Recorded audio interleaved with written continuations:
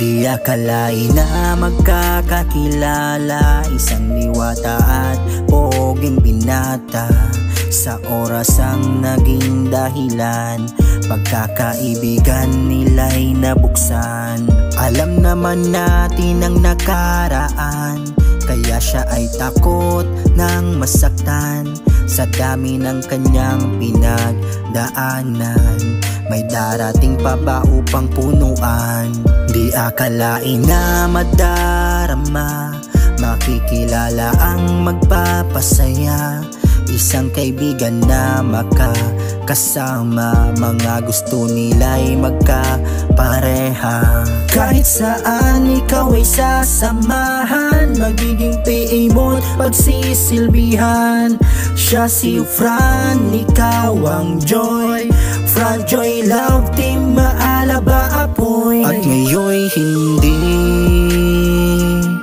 hindi ka na mag-iisa.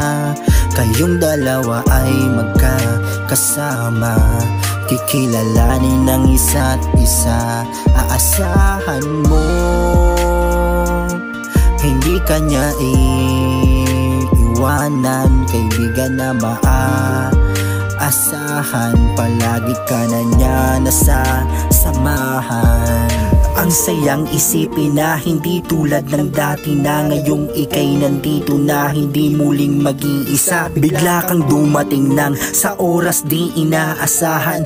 Ngayong nangyari na unti-unting nalilimutan ang mga lungkot na dati na hindi na nasasabi. Pero di mo iniisip dahil di mo yun ugali. At ngayon ay masaya pagkat si Fran ay andyan siya. Katulad mong isang diwata sa'yo'y nagpapasaya. Kaya ngayon'y nakangiti pagkat iyong nakikilala ang bagong kaibigan na iyong nakakasama. At lagi mo nakausap sa oras na may problema, pagkat kampante ka kapag siya ang iyong nakikita. Sana lumalim pa at lalo pa na makilala.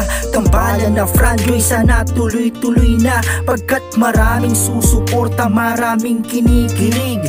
Fran Joy Love Team, ngayon'y kanilang bukang bibig. Sana walang maging problema, sana lagi na mas